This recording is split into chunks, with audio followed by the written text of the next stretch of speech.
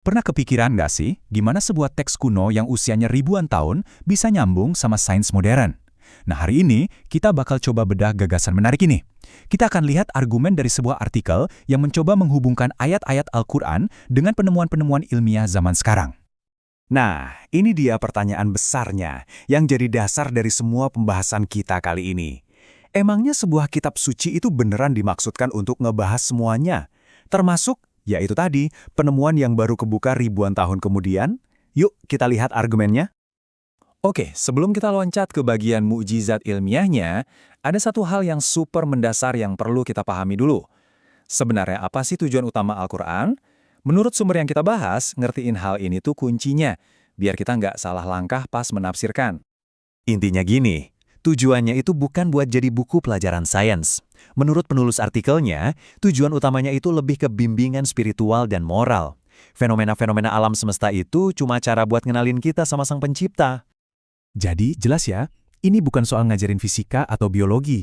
Referensi-referensi tentang alam, menurut penulisnya, itu cuma semacam alat aja buat mencapai tujuan yang lebih dalam, yaitu bimbingan rohani. Nah, selanjutnya, penulisnya ngasih semacam warning penting nih. Ternyata, ngehubung-hubungin kitab suci sama sains, itu ada risikonya loh. Ada bahaya salah tafsir.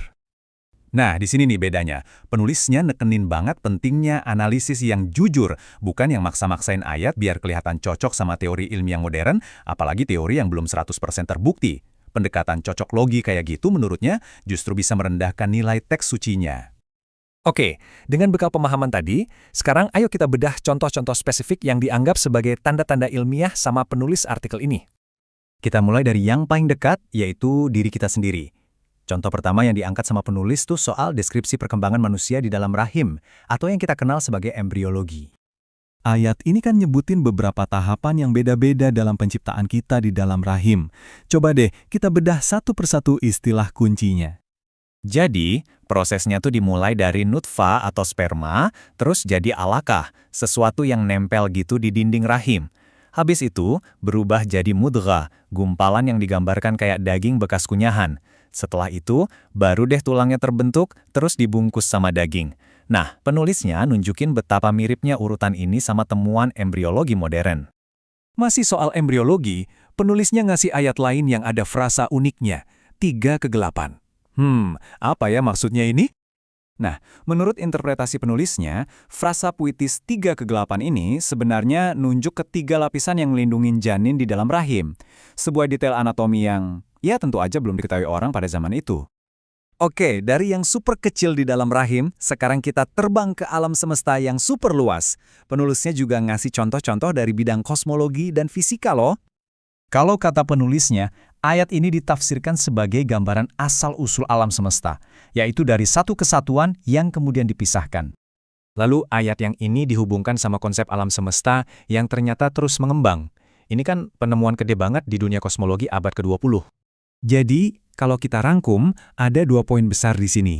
Satu ayat dihubungin sama teori Big Bang, asal mula dari satu titik. Terus, ayat yang lain dihubungin sama penemuan kalau alam semesta kita itu nggak diam, tapi terus meluas. Coba deh perhatiin metafora yang dipakai di sini. Tiang yang tidak terlihat. Penulisnya pakai ayat ini buat ngebahas hukum yang ngatur benda-benda di langit sana. Nah, tiang tak terlihat ini, coba tebak, ditafsirkan sebagai deskripsi puitis untuk gaya gravitasi. Ya, gaya tak kasat mata yang bikin planet dan bintang-bintang tetap di orbitnya masing-masing. Keren ya? Oke, yang terakhir nih, penulisnya ngasih beberapa contoh kilat dari berbagai bidang, dari biologi sampai geologi, buat memperkuat argumennya. Yuk kita lihat 3 contoh cepat ini. Pertama, ayat tentang segala sesuatu yang berpasangan ditafsirkan sebagai referensi ke pasangan partikel subatom. Kedua, frasa mengurangi bumi dari tepi-tepinya dihubungkan sama bentuk bumi kita yang agak pepat di kutubnya. Dan terakhir, ayat tentang menghapus tanda malam ditafsirkan sebagai petunjuk kalau bulan dulunya mungkin pernah punya cahaya sendiri, kayak matahari. Oke, setelah lihat semua contoh-contoh tadi, sekarang kita balik lagi nih ke argumen utamanya. Jadi sebenarnya buat apa sih semua tanda-tanda ilmiah ini? Apa tujuannya? Jadi, menurut si penulis, semua referensi ilmiah ini tuh bukan tujuan utama. Fungsinya lebih kayak tanda atau bukti kebenaran teks itu sendiri, yang makin lama bakal makin terungkap seiring majunya sains. Tujuannya ya untuk memperkuat pesan spiritualnya. Dan kutipan terakhir ini kayaknya ngerangkum semuanya dengan pas banget. Idenya adalah bahwa tanda-tanda kebenaran itu akan terus terungkap, baik di alam semesta yang luas maupun di dalam diri kita sendiri, seiring waktu dan berkembangnya ilmu pengetahuan. Kita tutup pembahasan ini dengan satu pertanyaan besar buat kita renungkan. Lepas dari setuju atau enggaknya kita sama interpretasi ini, hal ini maksa kita buat mikir, gimana sih seharusnya kita memandang hubungan antara keyakinan zaman dulu dan penemuan modern. Ini udah jadi perdebatan soal hakikat pengetahuan itu sendiri.